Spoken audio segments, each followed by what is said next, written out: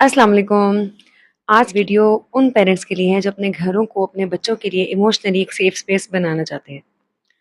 अक्सर हम देखते हैं कि छोटे बच्चे जब जो पेरेंट्स बहुत high hopes and high dreams लेके अपने बच्चों का इनिशियल ब्रॉट अप स्टार्ट करते हैं, तो वो एजुकेशन साइड उनके लिए बहुत इंपॉर्टेंट होती है। डिसिप्लिनिंग ऑफ द बिहेवियर्स बहुत हो रहा होता है, ठीक है, विच इज़ गुड कि शुरू में बच्चे को कलम पकड़ा दें, किताब दोस्ती करवाएं इंस्टेड ऑफ के उनको मोबाइल दें। लेकिन अब ज़रूरी भी नहीं कि एक हर एकेडमिकली स्ट्रॉन्ग घर जो है वो इमोशनली भी एक सेफ स्पेस है। सो आज हम देखते हैं वो चंद निशानियाँ, 7 या 8 होंगी इंशाल्लाह। जो निशानियाँ अगर आपके घर में हैं तो वो सेफ स्पेस है, और अगर उसमें से कुछ मिसिंग है या बहुत ज़्यादा मिसिंग है तो हम आज से ही शुरू कर सकते हैं। और सबसे पहले तो ये कि सेफ होम्स होते क्या हैं? ऐसा नहीं है कि वो परफेक्ट होते हैं, कोई भी घर परफेक्ट नहीं होता, इवन पेरेंटिंग कोचेज़ का भी नहीं, मेरा भी नहीं। सो बात ये है कि उन घरों में बच्चे हर वक्त फियर ड्रिवन नहीं होते, यानी उनको कांस्टेंट फियर, इमोशंस को हाइड करना, या फिर उनका नर्वस सिस्टम किसी अर्जेंसी में नहीं होता बल्कि रिलैक्स होता है, ठीक है। ऐसे घरों में बच्चे safe and emotionally strong grow करते हैं। सबसे पहली निशानी, एक रेगुलेटेड माँ, सबसे पहले माँ, या फिर आइडियली दोनों वालदैन एडल्ट सब रेगुलेटेड हों, रेगुलेशन स्किल्स को, कोपिंग मैकेनिज्म को सीखे हुए हो। होता ये है कि हम बहुत ज़्यादा वक्तों पर गुस्सा भी हमें आता है। रेगुलेटेड होने का ये मतलब नहीं है कि हमें गुस्सा नहीं आएगा, हमें इमोशंस नहीं आएंगे, लेकिन हम उन्हें चैनलाइज करना सीख सकते हैं। और हम अपने इमोशंस को, अपने मसलों को बच्चों पे डंप ना करें, इमोशनल डंपिंग, बल्कि उन्हें पता हो कि बच्चे कुछ बिहेव कर रहे हैं तो वो दैट इज सेपरेट, और जो हम फील करें दैट इज सेपरेट। और ऐसे में वैसे बच्चे भी नर्वस, उनका जो नर्वस सिस्टम होता है वो ऑटोमेटिकली सेफ ग्रो करता है, वो काम फील करते हैं कि भाई हमसे हमारा जितना ही डीलिंग की जाएगी, रादर देन कि वो वालदैन जिनसे बात भी करें तो वो पहले से ही छिड़े होते हैं और फौरन बच्चे पे जो है ना वो चिल्ला उठते हैं। अच्छा, सेकंड पॉइंट ये है कि बाउंड्रीज उनकी क्लियर होती हैं लेकिन रिस्पेक्टफुल। आपको बाउंड्रीज को क्लियर करना है, असर्टिव करना है। Along with that clear boundaries का ये मतलब नहीं है कि आप बच्चे को ह्यूमिलिएट करें, डिसरिस्पेक्ट करें, या चीखें और चिल्लाएं, या बिला वजह की सजाएं दें। बल्कि असल में ये होता है, यानी उसको ये कहना कि हर वक्त यही काम चलता रहेगा, तुम्हें समझ ही नहीं आती, तुम कभी सुधरोगे ही नहीं, वगैरह की बजाय आप एक बच्चे को, जैसे कि स्क्रीन टाइम खत्म हो गया तो आप उसे बहुत रिस्पेक्टफुली कह सकते हैं कि it's over, time is over, और मोबाइल ले लिया और रख दिया। बच्चा तो रेजिस्ट करेगा, आप नहीं देंगी, लेकिन आप डिसरिस्पेक्ट भी नहीं करेंगी, आप चिल्लाएंगे भी नहीं। अब आप दोनों के लिए बात हो रही है, ठीक है। अच्छा जी, नंबर 3 जो निशानी है वो ये है कि सेफ घरों में मिस्टेक्स अलाउड होती हैं। अनसेफ जो एनवायरनमेंट बनाया जाता है वहां गलतियों को एक शेम शेम का दर्जा दिया जाता है कि गलती हो गई तो बड़ी से बड़ी कोई सजा होगी, या बहुत शदीद ह्यूमिलिएट किया जाएगा, या इतनी तनकीद की जाएगी कि मतलब कम से कम 10 दफा वो जो है ना मर के जिंदा हो जाए वो बंदा, उसको इतनी तकलीफ दी जाएगी। सेफ घरों में मिस्टेक्स को दरअसल एक लर्निंग अपॉर्चुनिटी समझा जाता है, ठीक है। अगर कोई बड़ा नुकसान हो गया, कोई चीज टूट गई, गिर गई, तकलीफ तो होती है, वालदैन को भी होती है, क्योंकि कभी कभी कुछ कीमती चीज खराब हो जाती है। लेकिन ऐसे मौके पे बच्चों को ये कहना कि हाँ इट्स ऑल ह्यूमन, और ये मुझसे भी हो जाता है।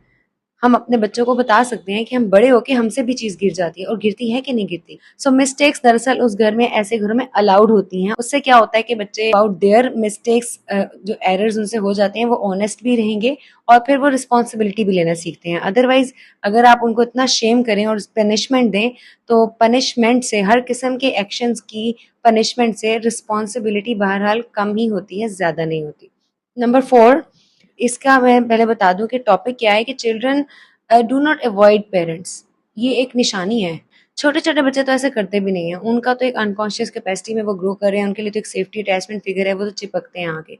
लेकिन 10-11 प्लस बच्चे जो जरा इवन अर्ली टीन एजर्स, अगर ये आपको अवॉइड कर रहे हैं और आपका आना उनके लिए थोड़ा टेंस बन रहा है, वो अपने आप को कहीं छुपाना बेहतर समझते हैं बजाय इसके कि वो आपसे बात करें, या वो अपनी बहुत सी बातें आपसे छुपाएं, ठीक है। सो इसका मतलब है कि ये इमोशनली सेफ नहीं है। हाँ, जो बच्चे आपसे अपनी परेशानियां, अपने दिन की स्ट्रगल्स और मुख्तलिफ चीजें शेयर भी करना चाहते हैं, आपके साथ बैठ के टाइम गुजारना चाहते हैं और रिलैक्स महसूस करते हैं, तो आपका घर एक सेफ स्पेस है।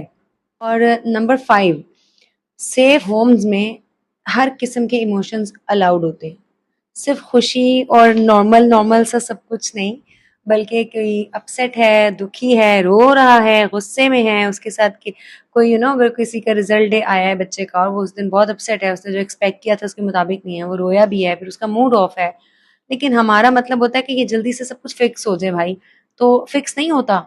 इमोशंस हैं जिनको आपने अलाउ करना है। सिर्फ हर वक्त everything should be all right वाली कहानी नहीं होती है ऐसे घरों में, बल्कि जहाँ ये होता है वहाँ दरअसल रियल इमोशंस को, ऑथेंटिक इमोशंस को छुपाया जा रहा होता है।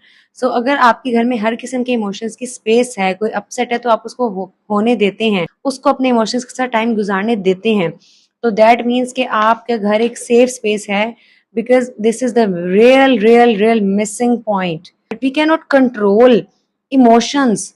जहां पर रोने को एक एब्यूज बना दिया जाए, जहां पे दुखी हो जाने को, जहां पे किसी बंदे के एंगर को फील करने को एक एब्यूज बना दिया जाए, वो इंतहाई अनसेफ घर है। सेफ घरों में इमोशंस अलाउड होते हैं। अच्छा जी, वेरी इंपॉर्टेंट, जो मेरे लिए बहुत इंपॉर्टेंट है, ये नंबर 6, कि हर कॉन्फ्लिक्ट के बाद रिपेयर किया जाता है।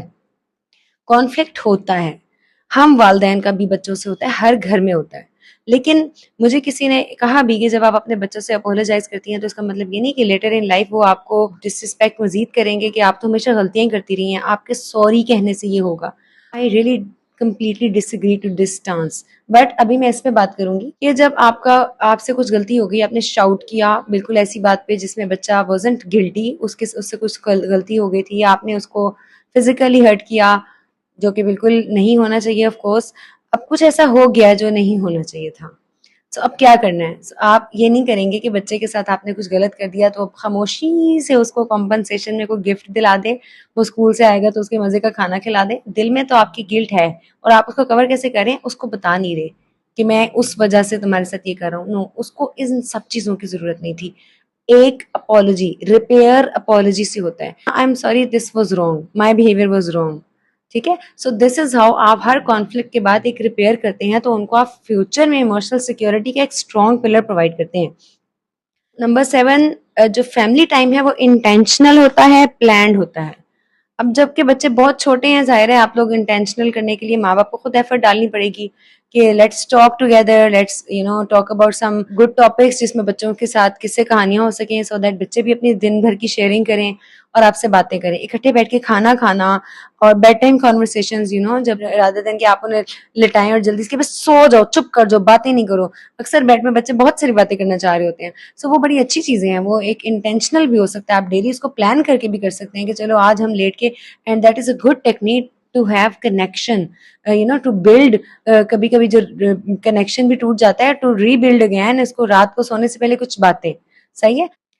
Number 8, I guess this is the last one, या चाइल्ड को नोटिस किया जाता है। Child is seen, heard, and child is acknowledged, उसकी एग्जिस्टेंस एक्नॉलेज की जा रही है। अब ये बात हो सकती है बहुत सारे वालिदैन को ये समझ आने में कभी कभी मुश्किल लगती है कि एक्नॉलेज तो हम कर रहे हैं, ये क्या होता है सीन और हर्ड, ये तो सीन और हर्ड है हर वक्त। नो, बच्चे are dealt like objects and tools, not dealt like humans. हमें लगता है ये तो छोटे हैं, इन्हें क्या पता, हम बड़ों को पूरी कंपनी दे रहे हैं, बड़ों को पूरा एंटरटेन कर रहे हैं, लेकिन बच्चों को हम उस तरह उनकी उनकी कैपेसिटी में सीन एंड हर्ड महसूस नहीं करवा रहे। इसकी 2-3 आसान टिप्स मैं आपको दे सकती हूँ कि अगर आप बच्चे को से के ऊपर कोई रिस्पॉन्सिबिलिटी भी डालें, फिर उससे उसको अप्रिशिएट भी करें। अगर उससे काम नहीं हो पा रहा, ठीक है, आप उसके साथ हेल्प आउट करें। देन अगर आप बच्चे को सिर्फ थैंक यू कहते हैं ना, कि पानी की बोतल उठा के वहां रखी आपने, उसको आवाज दें और कहें कि थैंक यू सो मच, आपने मेरे लिए ये काम किया। दिस इज हाउ उनकी सेल्फ एस्टीम हेल्थी लेवल की डेवलप होती है, जब वो घर में अपने आप को एक यूजफुल एक चीज समझते हैं। ठीक है, अगर आप ये सब कुछ सुन रहे हैं और आपको ये लग रहा है कि हमारे घर में तो ये सब नहीं है, मैं परफेक्टली नहीं कर पा रही, तो एक बहुत इंपॉर्टेंट बात याद रखें, बच्चों को वैसे भी परफेक्ट घर नहीं चाहिए, परफेक्ट पेरेंट्स भी नहीं चाहिए। आप वैसे भी उनकी दुनिया में उनके लिए परफेक्ट ही हैं। सही है, किसी को भी ऐसा घर नहीं चाहिए जो परफेक्ट है, जहाँ मसले होते ही नहीं है। मसले हर जगह पे होते हैं, लेकिन इन चंद चीजों पे आप आज से काम शुरू कर सकती हैं। अगर आपको लगता है कि I am halfway there, it's so good, फिर तो आपको इस पे मजीद सिर्फ एक्सपीडाइट करने की जरूरत है। अगर आपको लगता है कि नहीं जी मेरे इस घर में तो 10% भी ये चीजें नहीं है, तो कोई मसला नहीं, आप एक एक करके आज से शुरू कर सकती हैं। बहुत शुक्रिया, और कमेंट्स में भी जरूर बताइएगा कि आपको वीडियो कैसी लगी। जजाकिल्लाह, अस्सलाम वालेकुम रहमतुल्लाह।